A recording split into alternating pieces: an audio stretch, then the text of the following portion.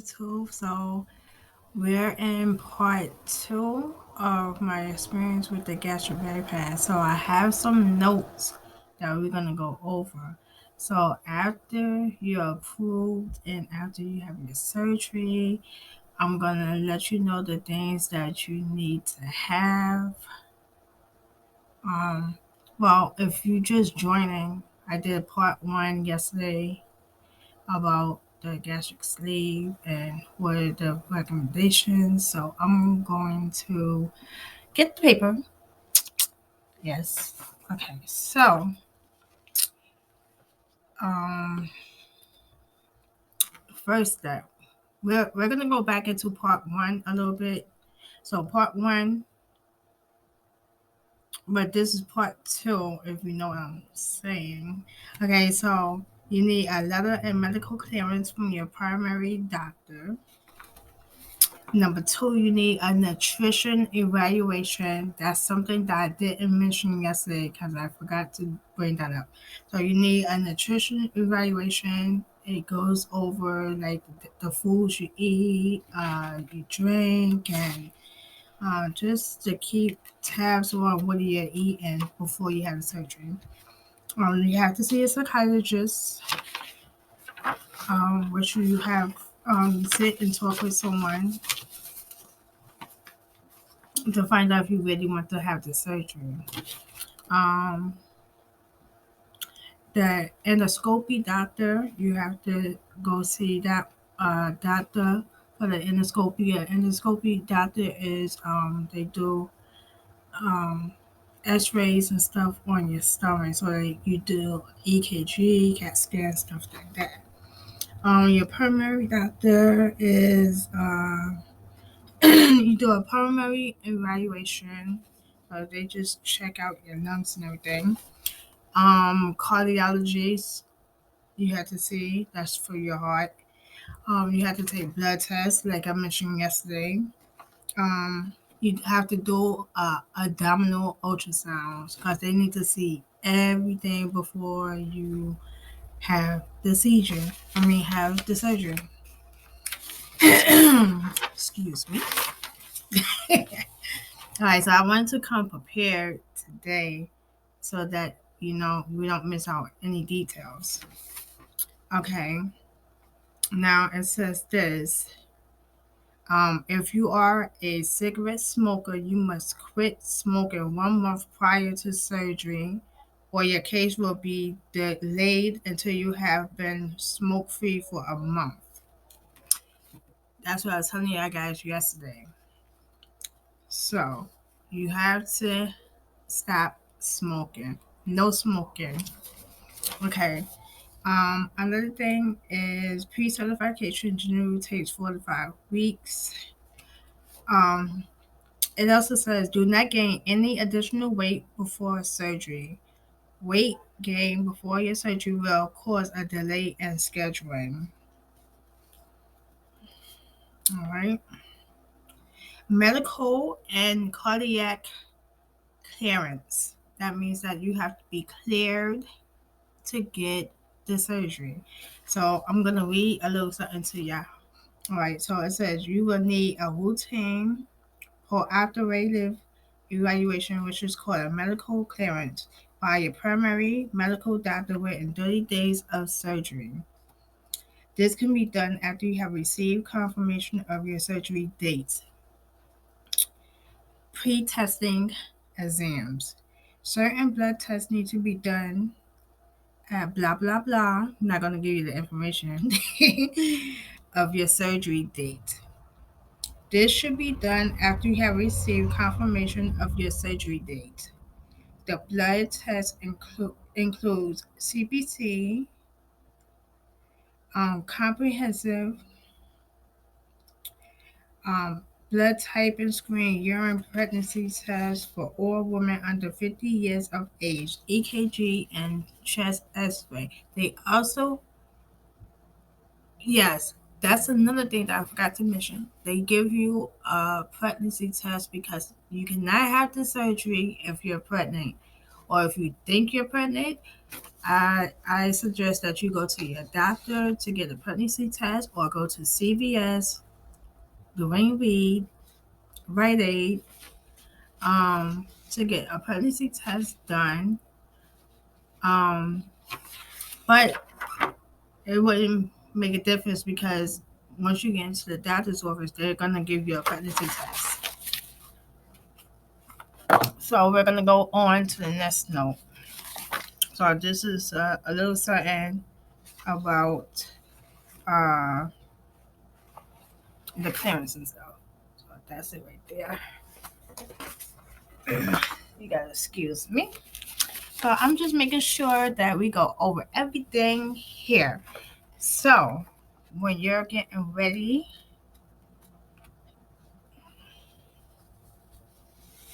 okay, so and then another thing is these are the questions. We're gonna do this right here. I'll put that right there. So we're not gonna answer the questions, but I'm gonna go over the questions that will be asked when or if you decide to have the gastric sleeve done or the gastric bypass done. These are the questions. See, I came prepared today for y'all guys. Yes. Yes, yes. Okay. So, yeah, initial history questionnaire.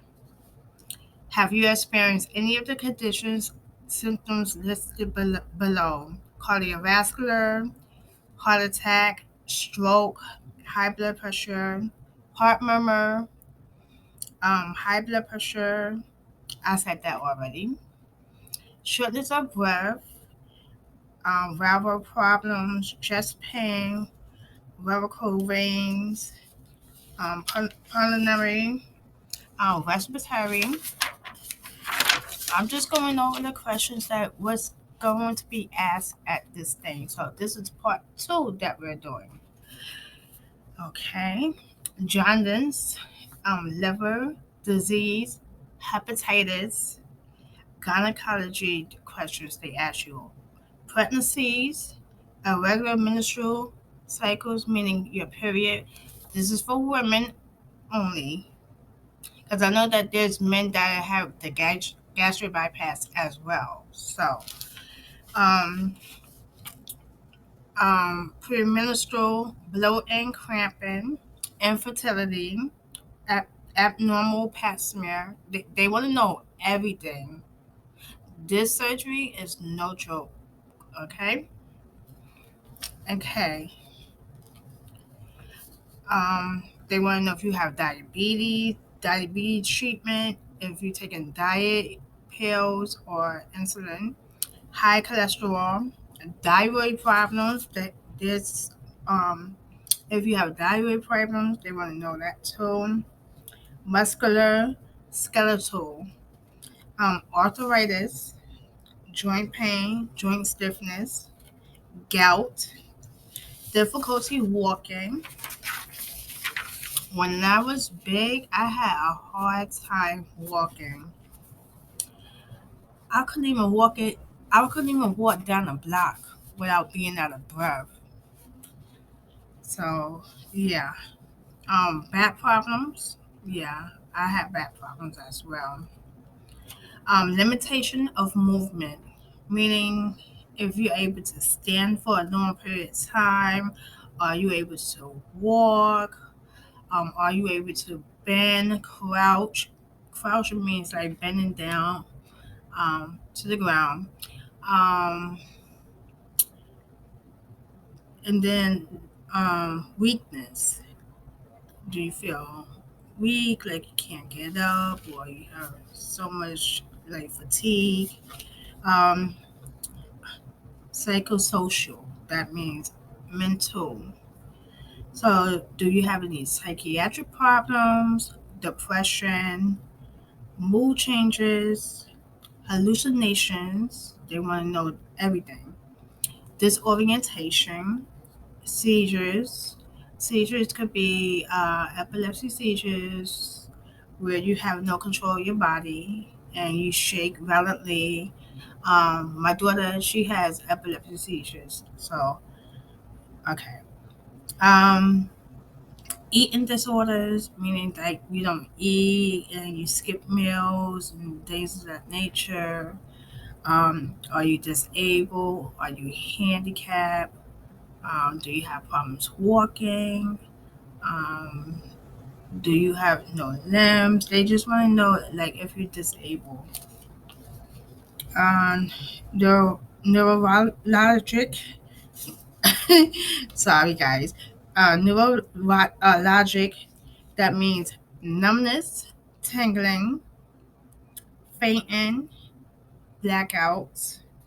Do you have dizziness, tremors, the shakes, headaches, um, urologic, prostate problems, the prostate. Okay. Now it says, please answer the following. So they still want you at this is I'm telling you, this surgery, you have to like really mentally be ready for the surgery because it's not just like a 1 2 and you're gonna get it right away. You have to go do a whole lot just to have the surgery. So make sure that you're ready to have the surgery and make sure that you do your research. Like I said yesterday, make sure you do your research. Go on Google, go on the internet.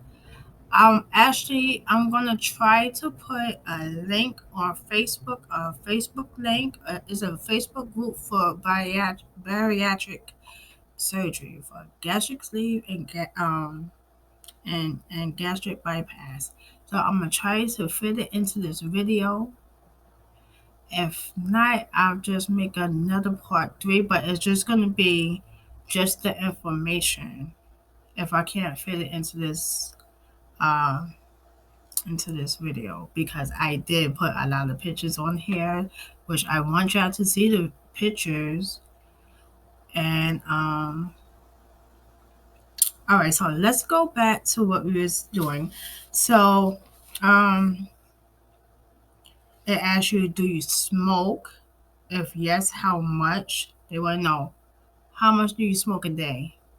Do you smoke like a whole pack a day? Do you smoke a half a pack? Do you smoke 4 cigarettes a day? They want to know how much you smoke.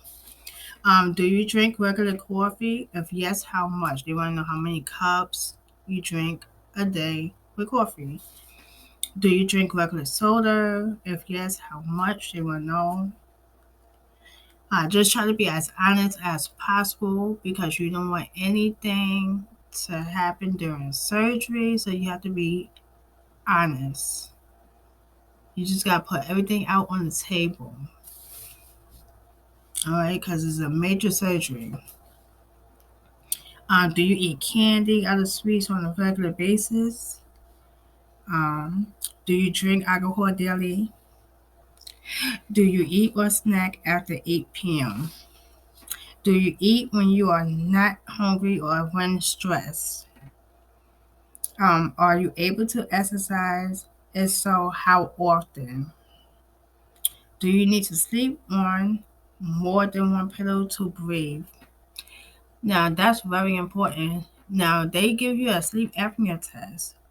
They have to see how you breathe when you're sleeping because when I was 250 pounds, that was my fear that I would wake up in the morning. I would stop breathing at night while I was sleeping. I couldn't breathe at night. I was so scared to fall asleep, go to bed. I used to stay up all night just so that I wouldn't have to sleep. Or I would have to leave my bedroom door open so that my kids could come and check up on me. Or if I'm stop breathing in the middle of my sleeping, I would start choking so much just try to get some air in my lungs. So my kids would run in the room. They would, try to help me. as best as they could, but it was very scary.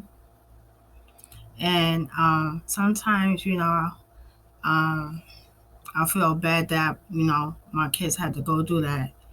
But yeah, um, that's very important. If you have problems with breathing, please let your doctor know. Please do not skip over that like, oh, it's nothing. It's very important that you tell your doctor. And actually, when I did my sleep apnea test, I was in the hospital. I did it inside the hospital. I stayed overnight. Let me tell you, they had all the machines on my face and the stickers and everything. I still could use my phone, talk on the phone and stuff like that, but they asked me if was gonna they were waiting for me to fall asleep. Mind you, I fell asleep. I tossed and turned. I didn't really want to go to sleep. But the lady, she was like, "Oh, it's gonna be okay, Um, you just, fall asleep, try to get some rest. That's why we're here, so we can monitor you and find out what's going on with you." Do you know that she told me that they came in the room like 3 or 4 times because I stopped breathing in my sleep. And then when I did get some rest or try to get some sleep, she said that I snored so loud that she thought it was an Amtrak. She thought it was trains coming through back and forth, back and forth. So that was really embarrassing for me. But I'm talking too much. All right, so um, let's see. Do you drink alcohol? Um, I'm gonna say this real quick.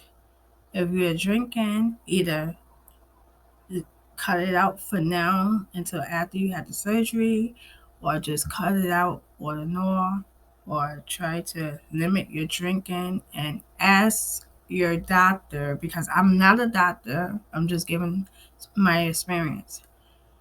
If you're drinking, ask your bariatric doctor what is the best thing for you to do to slow down on drinking, and if it's going to cause any problems with your surgery. And I'm going to advise you, he's going to say, yeah, it's going to be a big problem. Do you eat snack after 8 p.m.? Do you eat when you are not hungry or when stressed? Are you able to exercise? If so, how often? Do you need to sleep on more than one pillow? Do you suffer with intensive cramps, gas pains, and fatty food, intolerance, and digestion, heartburn?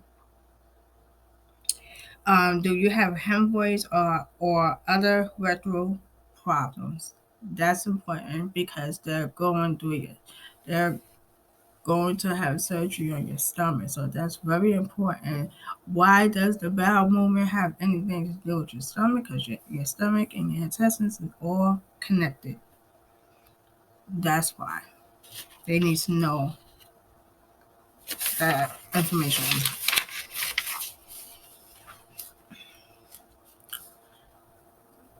Okay, so do you have a history of heart disease or high blood pressure? Do you have breathing problems with extortion? Do you have any circulation problems in your legs? Do you have large varicose veins? Do your feet, ankles, knees, hips ache as well? Do you have significant back pain? Do you get up at night to urinate? Do you leak urine when you strain, cross knees, or lift? If you still have periods, are they regular? Do you use birth control? What kind? Do you use hormones? What kind? Do you have any sleep problems? What kind? So they ask you about your sleeping. Do you have any respiratory problems? When was your last X-ray check? X-ray. Yeah. When was your last chest X-ray? They're gonna do that for you. So, I mean, you can still answer it, but yeah. When was your last rectal exam? Okay, when was your last EKG? That also they're gonna monitor your heart. Okay. Have you ever tried Weight Watchers, OA, Slim Fast, Atkins, Fasting, FinFin, Physician Supplies? Yeah, so these are most of the questions. But I also wanted to get to this question that was asked about me. All right, so that's a little detail. I'm just giving you a little thing about the bariatric. All right. So the question to me was in the comment was, um, did I gain weight back? I had my surgery in 2015. That was like 7 years ago, right? I gained weight out of the whole 7 years. I gained 30 pounds back, and right now I'm losing my weight again. So I'm saying that my gastric sleeve works good. I don't eat as much. I don't drink as much. But I can say that I have a lot of restrictions still where if I try to overeat or try to eat as much as I can't eat, I'm either going to the bathroom, dumping. Dumping is like using the bathroom, um, moving your bowels, and it's just not. It's just your stomach cramps, stomach aching. So yeah, um, I did gain weight, but I gained my weight back. I lost my weight back. So yeah, and I wasn't. I started eating junk food again and stuff like that. So yeah, that's another reason why I gained weight. And then the pandemic came, and we were just sitting in the house and stuff like that. So yeah, I gained weight. I gained it back, but I'm losing it now. So yeah, and I think that out of 7 years that I got the gastric sleeve, I think that I'm doing really good. I'm very proud of myself. I'm not back at 250 pounds. So if you just continue and do what you need to do to keep the weight off, you'll be good. I suggest exercising, drinking water, drinking liquids. I still do my chicken and broth soup. I drink a lot of liquids, so that's a good thing too. And vitamins. Okay, so you can do protein shake, nourishing dinner, and stuff like that for y'all. So I'm not gonna really go over this too much because it's a lot on here. Um, so before you have the surgery, you're gonna have a liquid diet, and then you gotta take vitamins and stuff like that. But I'm gonna put this away because I also wanted to explain when I got home from surgery. Um, I had a recliner. I slept in the recliner because I couldn't go all the way up my step because I was in so much pain. Um, the pain was, it was a good pain. I'm not even gonna lie. I'm not gonna be telling you something that you want to hear. I was in pain. I took medication. I took Tylenol, and another thing is that um, after you have the surgery, you stay there in the hospital for like 1 or 2 days. You go home, make sure that you eat your liquids. Drink your liquids like broth, water, a little bit of juice. You're not gonna really want to eat or drink or anything. Make sure you have gel. You could eat Jello and pudding. I suggest do not eat no rice after you have the surgery. Don't try to eat no solid foods at all when you come home because I'm telling you, you're gonna mess up the surgery, you're gonna mess up your stomach, and you're gonna be rushed into the hospital because I had a friend who had the surgery. She started, as soon as she came home, she started eating solid food. Mm-mm-mm. Don't do that. When you get home, drink your liquids, get some jello, get some pudding, sugar free. Do not eat no solid food because you don't want to rupture the stomach. You don't want to have internal bleeding. You don't know what can happen because this is a very, very serious surgery. Now, when I got back, I started walking. You gotta walk. Like after you eat your food and after you drinking, you gotta go for a walk. You gotta walk, and you gotta make sure that you take your vitamins. You can get iron pills, B12.